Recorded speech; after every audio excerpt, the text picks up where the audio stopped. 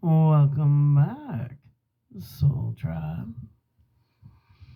Okay, chapter 2, fasting among the lower animals. Yeah, well. In the study of fasting, it is necessary that we approach the subject from many angles. Perhaps no subject is less understood by the public and the healing professions than this oldest of means of caring for the sick body. We are justified in studying every phenomenon which may throw light upon the subject and thus enable us to better apply the fast in our dealings with the sick. The fasting habits of man and animals are all legitimate objects of study, not alone the fasting practices of sick animals, but fasting in healthy animals, whether voluntary or enforced, will aid us in more clearly understanding this subject. Particularly will such a study aid us in overcoming our cultivated fear of fasting, hence the following studies.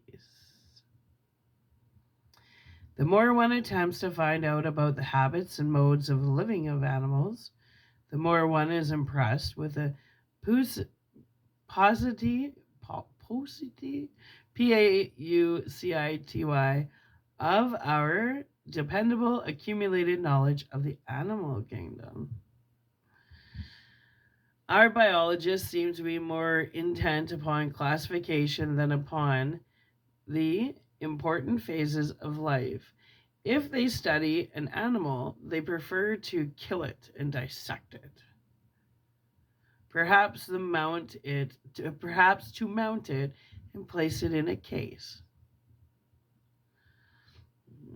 That bothers me. They are more intent upon a study of death than of life. All unconsciously, perhaps they have converted biology into necrology. I have, however, after much searching, succeeded in accumulating a considerable amount of material about the fasting habits of many animals. This I here propose to discuss under its various heads as I have classified it. Fasting when not hungry. Many animals normally go for long periods before feedings, not eating, for the reason that they are not happy. For example, there are many snakes that eat only at long intervals. Prolonged periods of absence from food and even water in some animals is compatible with both violent physical activity and unusual activity. In other animals, it is compatible with reproductive processes, although physical activity is reduced to a minimum.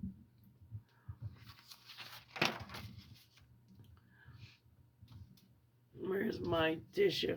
Where is it? Okay, my little hanky. Food scarcity. I need devote but little space to the fact that animals fast for shorter or longer periods in time of food scarcity when floods, droughts, storms, etc. destroy their food supplies, or when snow has covered their food and rendered it temporarily inaccessible. It often happens in the lives of animals that they are forced to go for days at a time without food for the reason that they cannot find it. They sometimes, though relatively rarely, perhaps go so long without food that they die of starvation. Luckily, they possess sufficient reserves to enable them to go wait, yeah, sufficient reserves to enable them to go without food for prolonged periods and survive. Animals that enter the winter season with considerable fat commonly emerge from winter rather thin due to the fact that they are forced to subsist on greatly reduced food supplies and often have to go for days at a time without food. Even at the height of the food season, insects may so completely destroy the food supply that many animals are forced to go for considerable periods without food. Fasting in accidental imprisonment. A number of accidental emergencies force both domestic and wild animals to fast at times. How frequently such accidents occur in nature, we are not in a position to say, but they are properly more frequent, or probably more frequent than we may suppose. In his Curiosities of Instinct, Carl Vogt, VOGT, tells of the case of a spaniel, like a cocker spaniel, a dog, which visitors had accidentally locked up in the attic of an old castle ruin. The dog had been able to secure a few drops of water by gnawing the edge of a cleft in a slate covered roof. Ooh. A few heavy rain showers had supplied him with water, but he had had no food of any kind, no grain, leather, rats, or mice during the whole summer and part of the autumn. A picnic on the castle mountain during the first week in October resulted in his rescue by a wandering party of sightseers. The ribs of the little prisoner, who had been locked up since the middle of June, could be counted as easily as in a skeleton, but he was still able to drag himself across the floor and lick the hands of his deliverers. Oh, that's sad.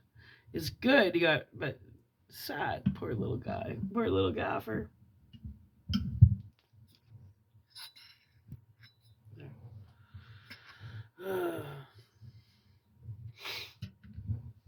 All right.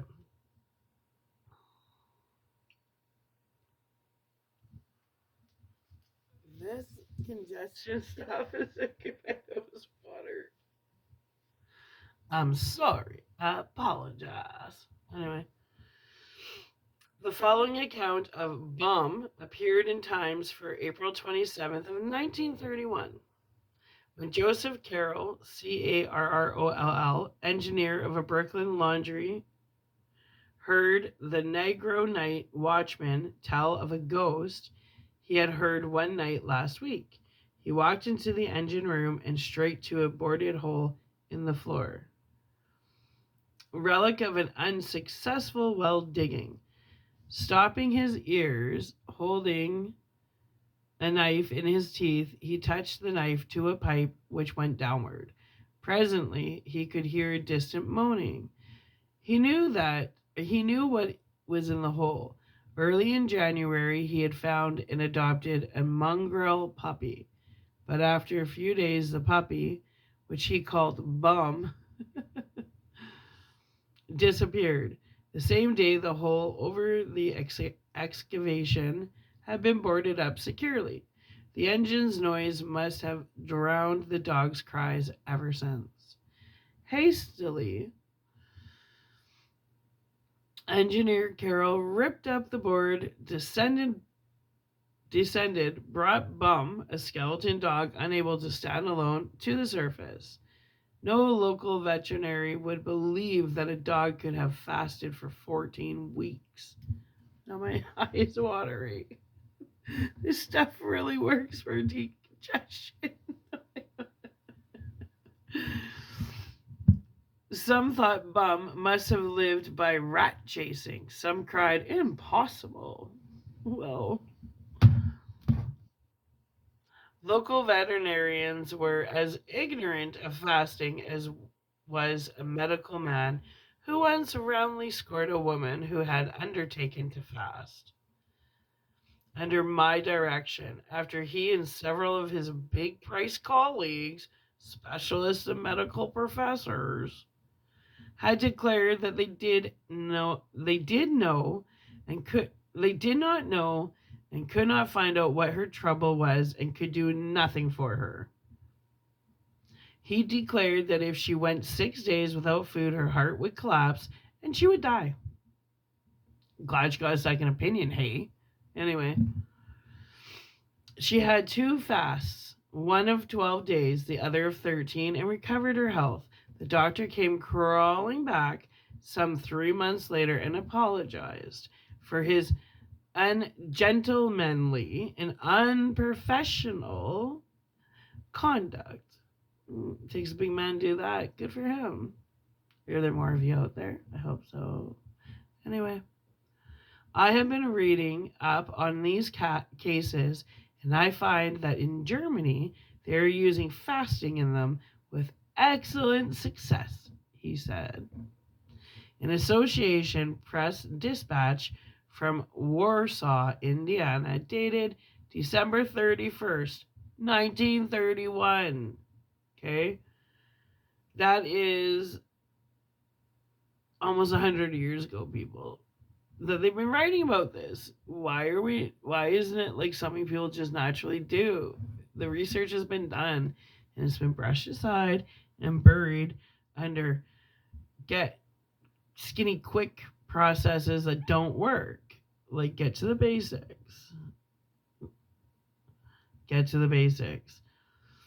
Do your research, because you can take all the stupid diet pills you want, go on every freaking diet out there. God knows there's a bazillion of them. But the problem isn't exterior, it's interior. And if you can't figure out why do you have this problem? It's not going to go away. Especially if it's just simply an overeating problem where you're bored and you just eat like you're gluttonous. Well, you can get stomach bands, you can get liposuction, you can go on Ozempic, you can do the California Coke diet, you can do whatever the hell you want. But it's going to come back, and it's going to come back twice as bad because you didn't fix what was up here. Now, the other thing is diets don't work. It's about a lifestyle change. You can't diet, you need to change your life. It's a lifestyle change. A diet insinuates that it's temporary, that there's a beginning and end. A lifestyle change is a permanent change. That's where the law of detachment comes in really handy. Like, people are so wrapped up in the end result and they forget that the most important part is the journey. So me doing this fasting is part of the journey, not the destination. All right, just threw that out there. Anyway, a Reuters dispatch from Durban, South Africa, dated November the 3rd, 1955, tells of a cat that was found the day before by workers in an assembly plant, which had been accidentally sealed into a case of automobile parts in Crowley, England, on August the 1st. It had made the journey from England and had lived for 3 months without food. Ooh, I had a cat named Suki that did that. That's an interesting midnight story. It's like Pet Cemetery. I'll tell you at another time. When I read Pet Cemetery, I'll tell you about Suki. That's interesting. But anyway.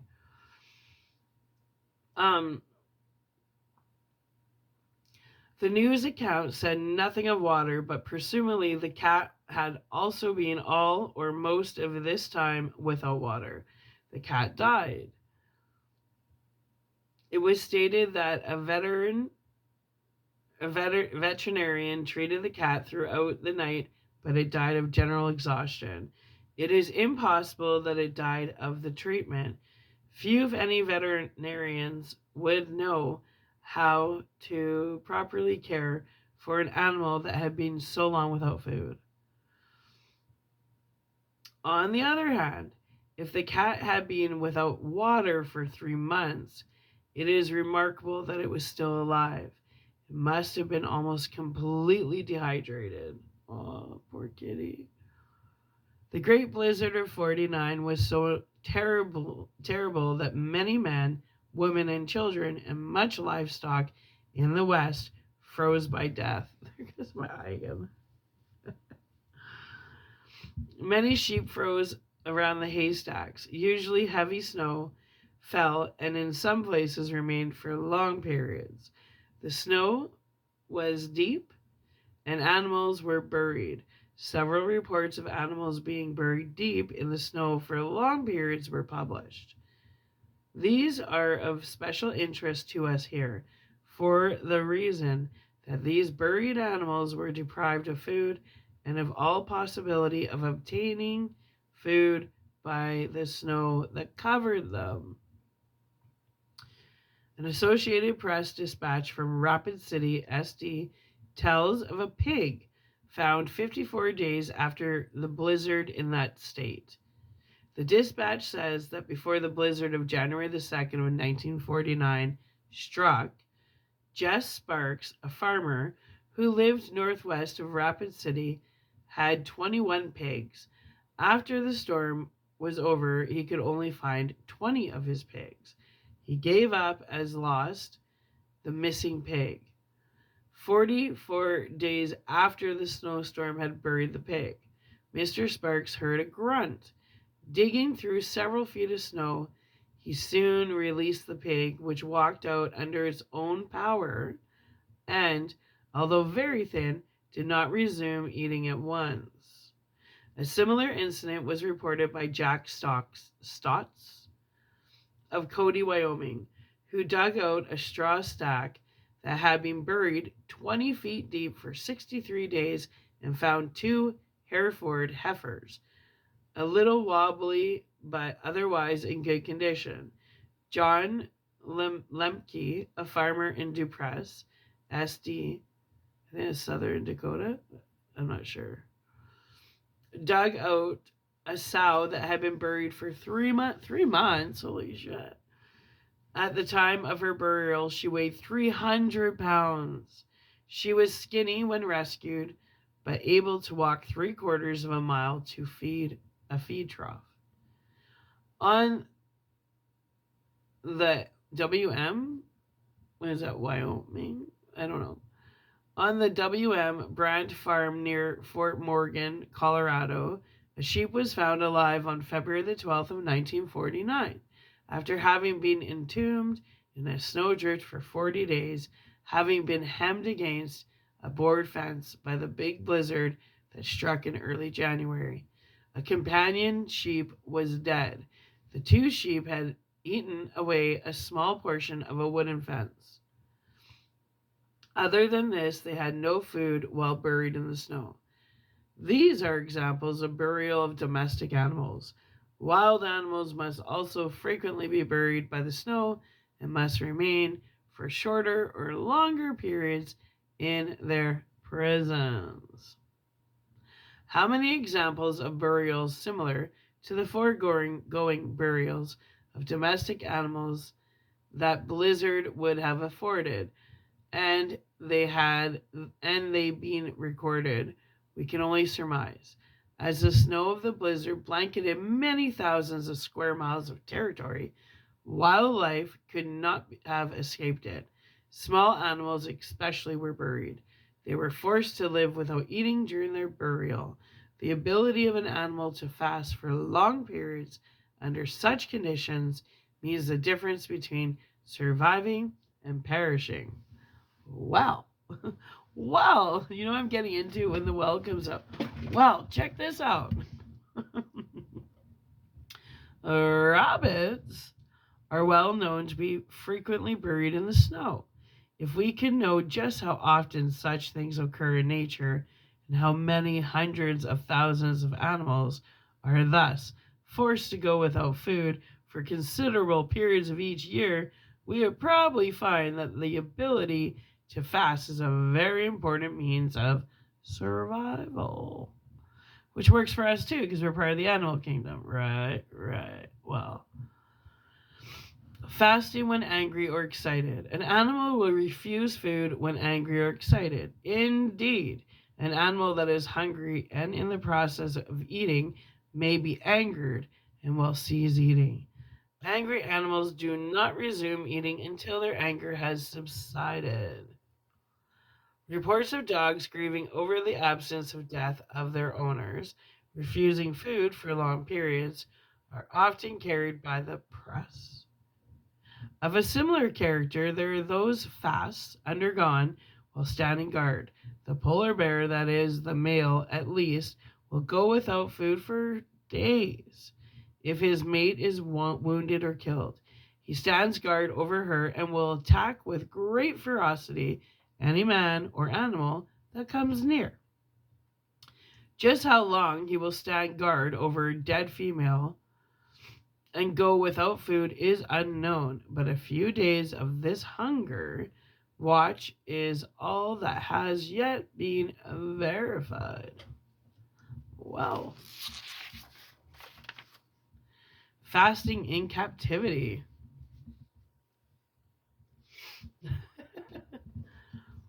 Some animals refuse to eat when held in captivity.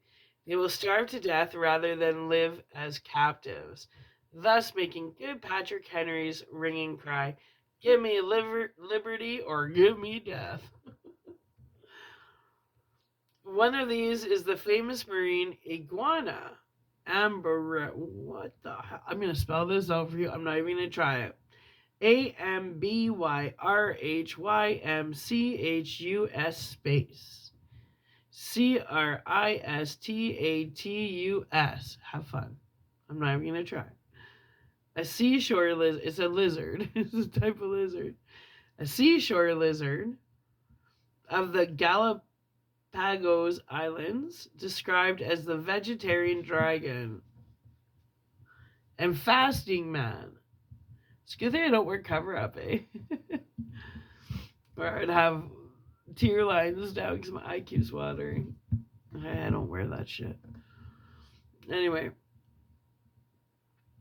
the fasting man. The iguana feeds on seaweeds and can abstain from food for long periods over 100 days.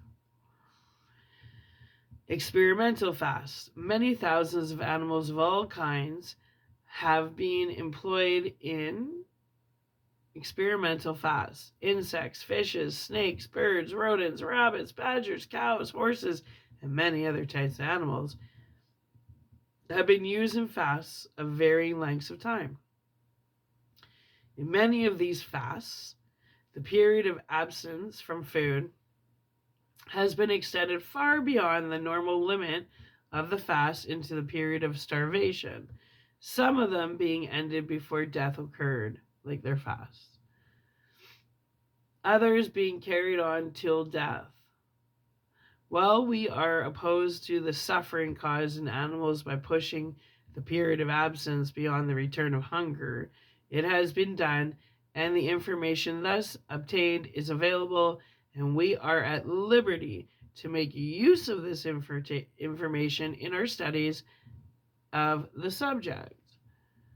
Many of these experimental fasts will be referred to as we proceed in our study.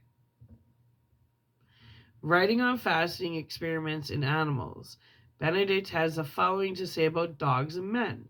The results obtained are of value to physiology in general, but of less value to human physiology. The metabolism of the dog is not that of man, for the nature of the food is such as to demand markedly different treatment in the alimentary tract. Both the stimuli to secretion and the composition of the digestive fluids are remarkably different, and it seems probable, Freudian slip, probable that the deductions from the experiments with animals are of questionable value when applied to a man. This is perhaps even more noticeable in experimenting in pharmacology than in physiology. Yet it is true that marked differences in physiological characteristics are observed between animals and men. Yeah. Well, you dirty animal. Fasting after birth. Fasts of longer or shorter durations are seen in many animals immediately after birth. For example, Fabier tells us that certain spiders eat no food for the first 6 months of their lives. Interesting. I didn't know that. But feast upon sunbeams. They directly get energy from the sun. See, the spider knows it.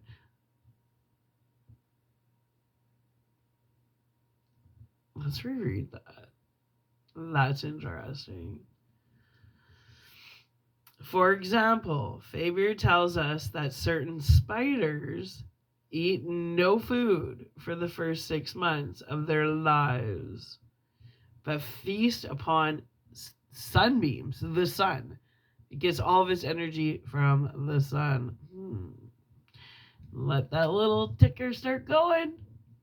Chickens take neither food nor water for the first 3 days after they hatch from the eggs. In most mammals, there is no milk secreted for 3 or more days after their young are born. The fluid secreted during this period is devoid of food value. Pupal sleep. The pupal stage of insects which undergo metamorphosis is that immediately following the larva stage. The term chrysalis has almost the same value as pupa. If the insect is not wholly quiescent during this pupal stage, the word nymph is used. Since the larva stage of most insects differs so remarkably from the adult stage, the pupal stage constitutes the intermediate stage in which the necessary sorry, I had something just come through my mind. Pupal stage constitutes the intermediate stage in which the necessary bodily changes are effected. It is a period of internal transformation during which most pupa are outwardly quiescent. They move very little and do not eat at all. The marvelous structure and functional transformations take place during this period of abstinence from food. The pupa depending entirely upon its stored reserves for the accomplishment of its structural revolution. Pupal sleep may be artificially prolonged. Fasting during the mating season. That some animals fast during the mating season is well known, but our knowledge of the living habits of the animal kingdom is so meager that it is not known how many animals actually do so. So far as it is at present known, fasting during the breeding season is very rare among mammals and birds. Among mammals, where there is keen competition between the males for possession of the females, feeding is curtailed, but this is hardly a fast. Quite a number of fishes fast during the breeding season. The female of the Chinchillidae, Cichlidae, or mouth breeders must fast at this time. See History of Fishes by J.R. Norman. The best known example of fasting by fish during the mating season is that of the long fast of the male salmon.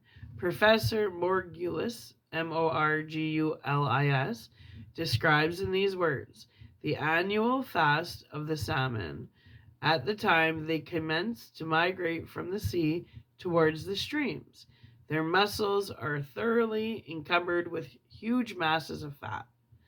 Fasting all their journey, which lasts many weeks and months, they are in a much emaciated condition when they get to the upper reaches of the rivers where the currents are rough and swift. Freed from the fat, however, their muscles are now agile and nimble, and it is at this time that the salmon displays the marvelous endurance and skill admired by all sportsmen.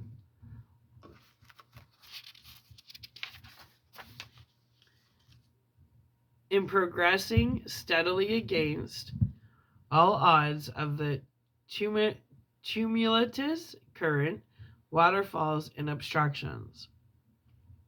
Penguins and the male goose are the only birds I find mentioned as fasting during the mating season. The gander loses about one-fourth of his body weight during this period.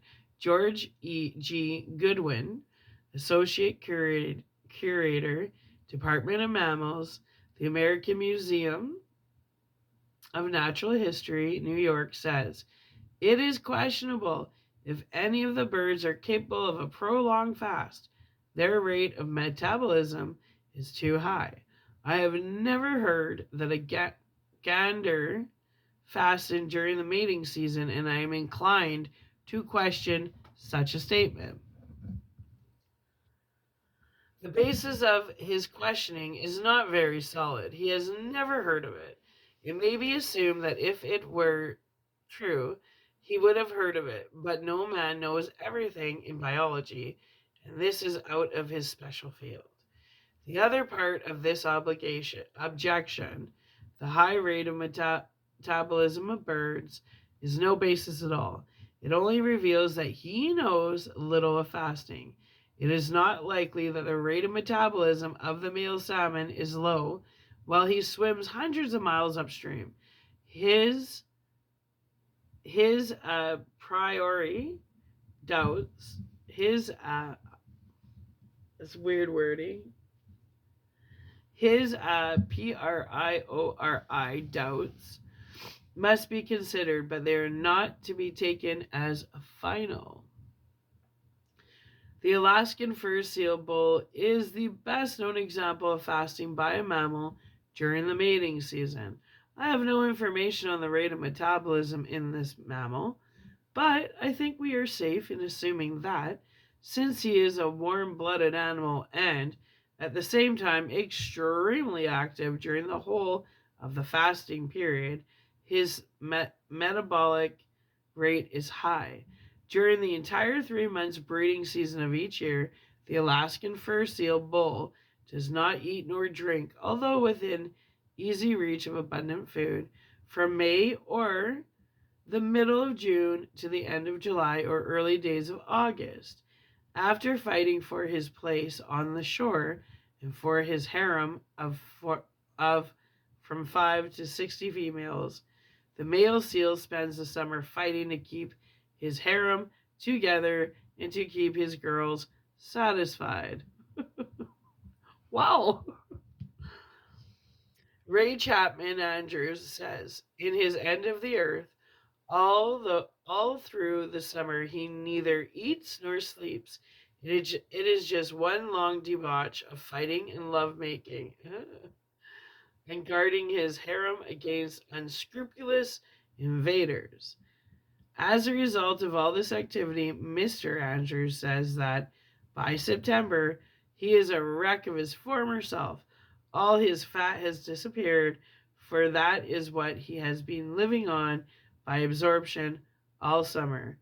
His bones protrude, his side is torn and scarred. He is weary until death. Blessed sheep is what he needs. Forsaken his harem, he waddles back into the long grass far away from the beach, there to stretch out in the warm sun. He will sleep for 3 weeks on end without waking, if undisturbed. After long months of incessant physical and sexual activity without food, the seal thinks first of rest and sleep.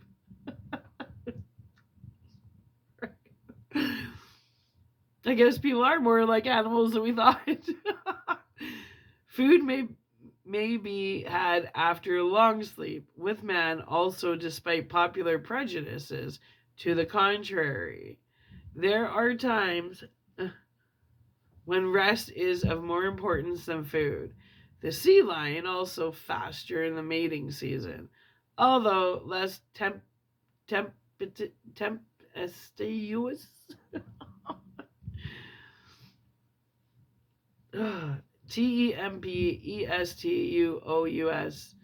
The domestic life of the sea lion is described as being very similar to that of the fur seals, coming ashore sometimes between the middle of May and early June.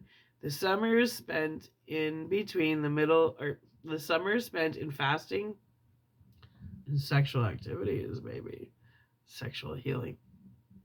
Marvin Gaye knew.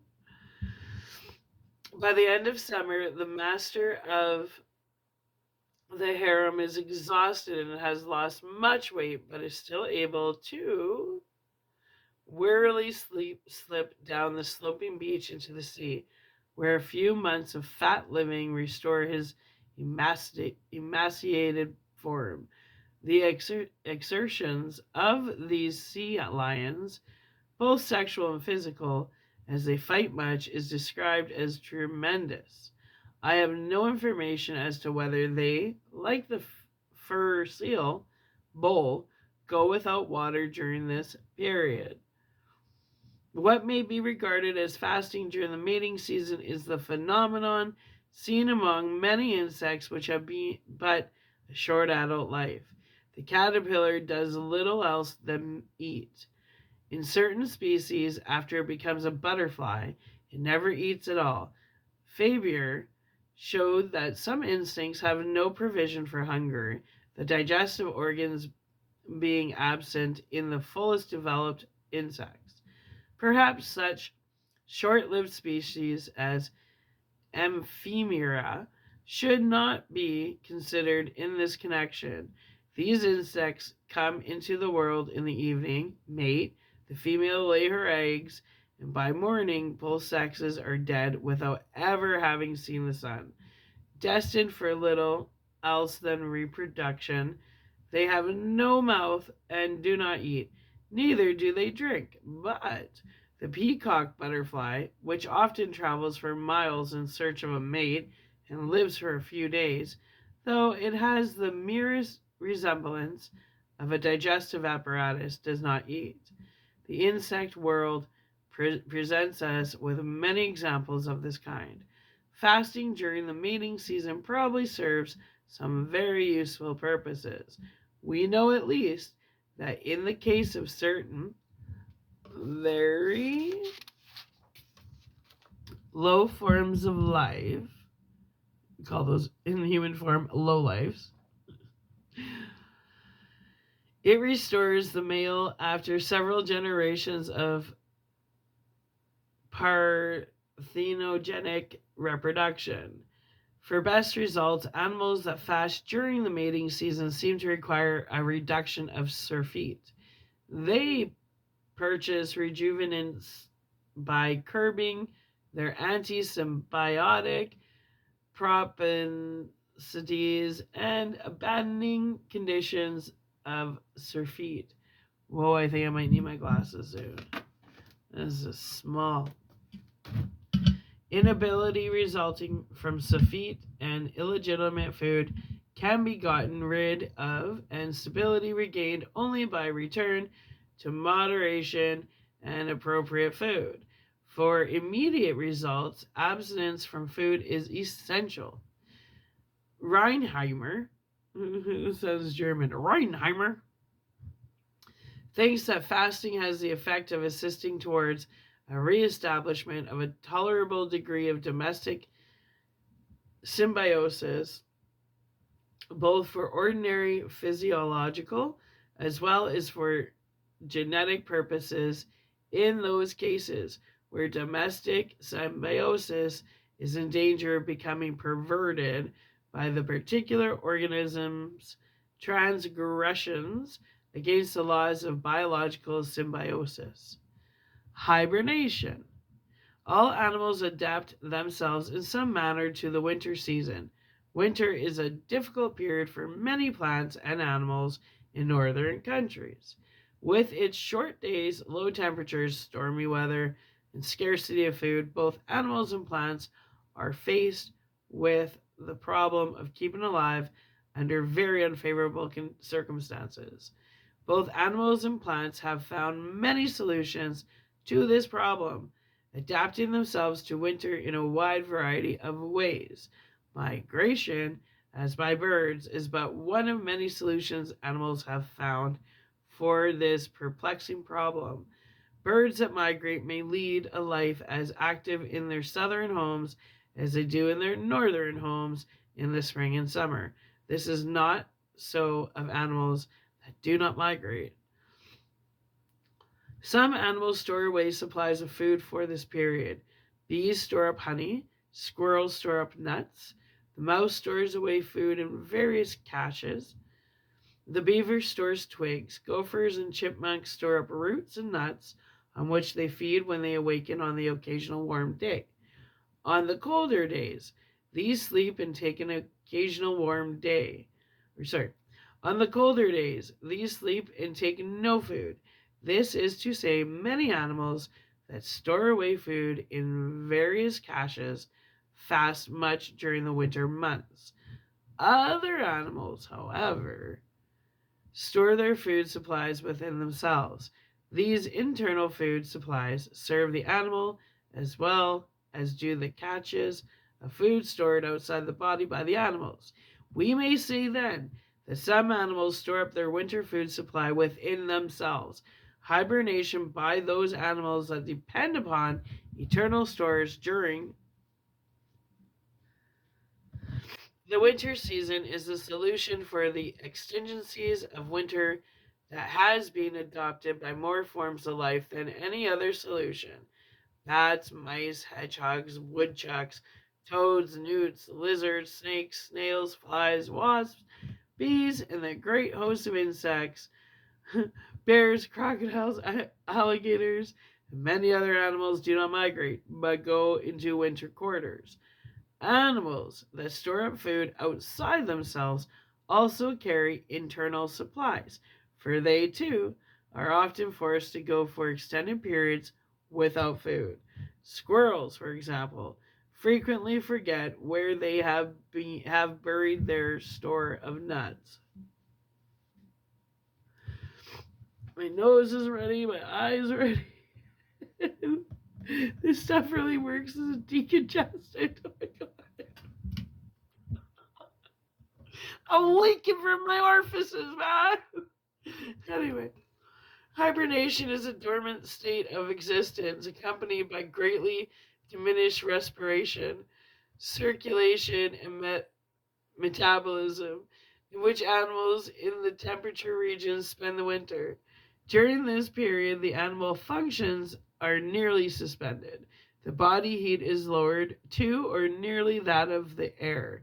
The action of the heart is much reduced, and the animal loses from 30 to 40% of its weight.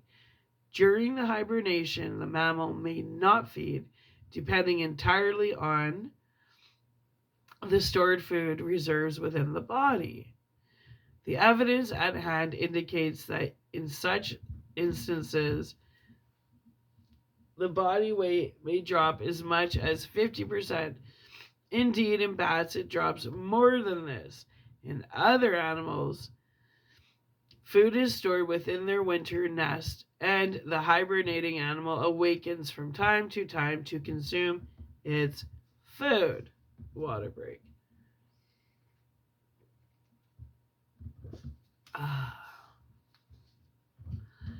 Writing in the National Geographic magazine, July 1946, under the title Mystery Mammals of the Twilight by Donald R. Griffin, says that hibernation of bats and other animals is still, in many respects, a mystery to biologists. Mystery or not, it is a common fact of nature and represents one of the means adopted by animals to adapt them to the exigencies of winter. Hibernation is most common in cold blooded animals that are unable to leave regions of severe winters, but it is also practiced by numerous warm blood animals. Some biologists say that the term hibernation should be restricted to a few mammals and prepare the phrase lying low and saving nothing for what they describe as the coma and lethargy of many of the lower animals, like some frogs and fishes, many snails and insects. Other biologists, although seeming to prefer to limit the term hibernation to the winter sleep of warm blooded animals, also include under this term the seasonal torpidity of frogs, toads, reptiles, certain fishes, insects, the horseshoe crab, and snails.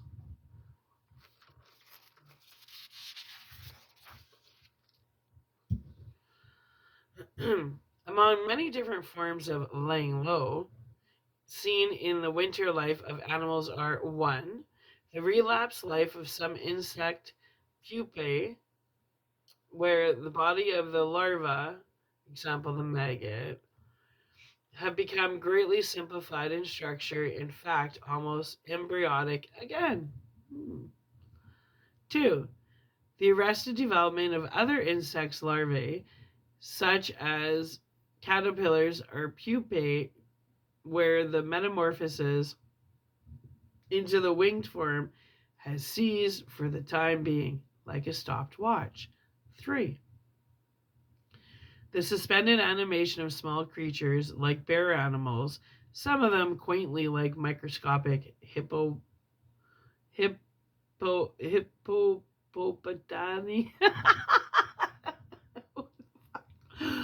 Let's read that. Let's word it. Oh my, oh my Lanta! What am I trying to say here? Okay.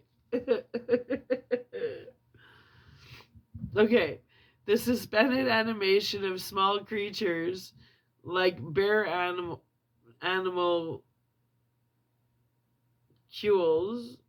animalcules. Some of them quaintly like microscopic hippopotami and wheel animalcules. Animalcules, like animalcules instead of molecules, animalcules. And small thread worms in which we can detect no vitality for the time being. 4. The comatose state of snails and frogs where we can see the heart beating, though the life of the body as a whole is at a very low ebb. 5. The state of true hibernation restricted to a few mammals, such as hedgehog and dormouse, marmot, and bat. This is a particular state very unlike normal sleep, with most of the vital functions, even excretion, in abeyance, with the heart beating very feebly and the breathing movements scarcely perceptible. In all of these forms of lying low, the animals hide away and cease their activities and approach a state of suspended animation during the winter months. Hibernation, so common amongst the animals, appears then to be one aspect of the general tendency of animals to withdraw from an unfavorable environment. In hibernation, the animal passes through the unfavorable period of low temperature and food scarcity in a dormant state. Thus, hibernation, like migration, is one of the means of solving the food problem during the period of acute scarcity. My eye is still watering.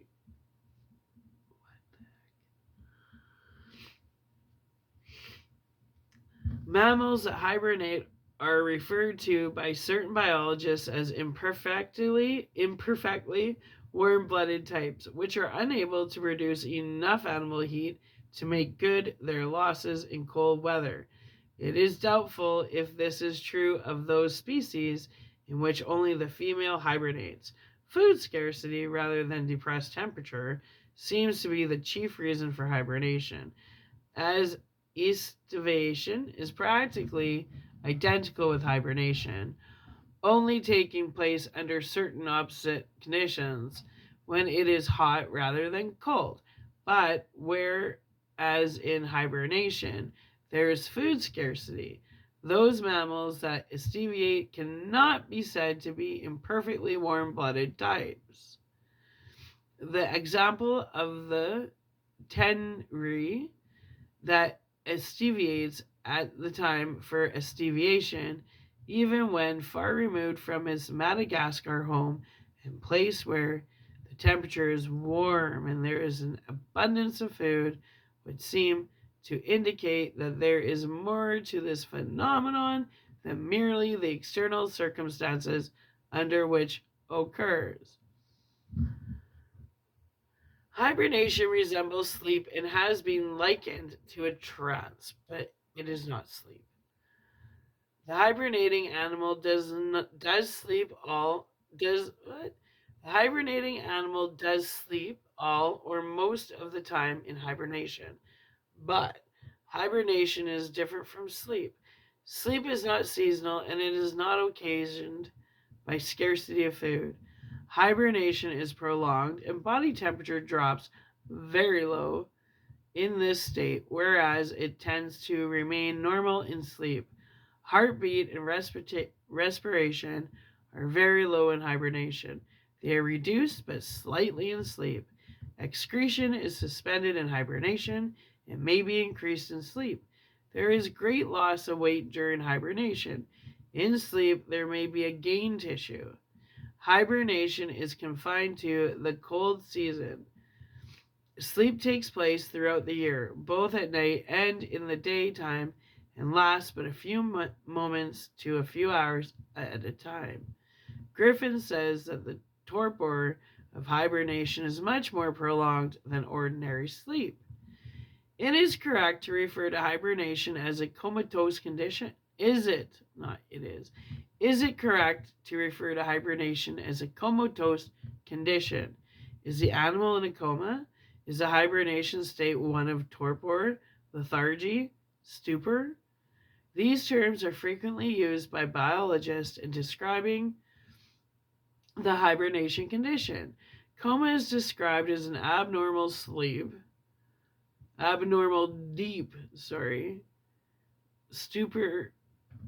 Coma is defined as an abnormal deep stupor occurring in illness or as a result of it, such an alcoholic coma, apoplectic coma, uremic coma, diabetic coma, coma visual, etc. It would be interesting to know what a normal coma is.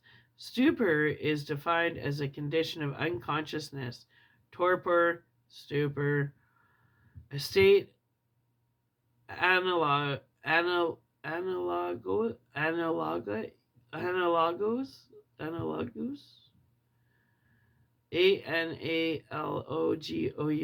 to hypnotism or the first stage of hypnotism. It is seen in African sleeping sickness, encephalitis, encyphalitis,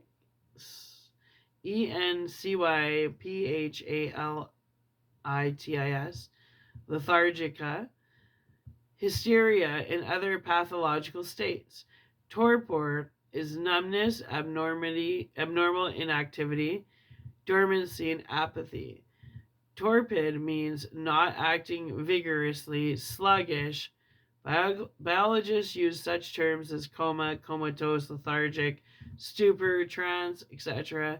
in describing hibernation as though there's something essentially pathological about it.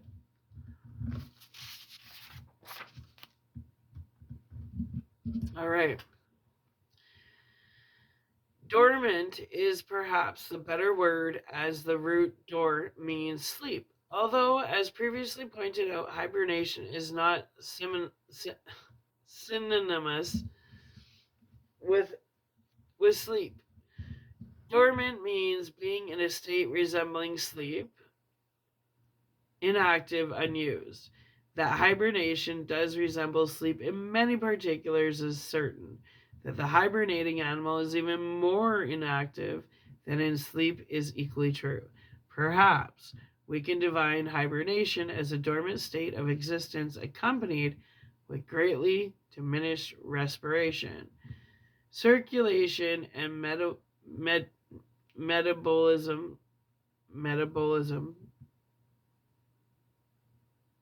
metabolism.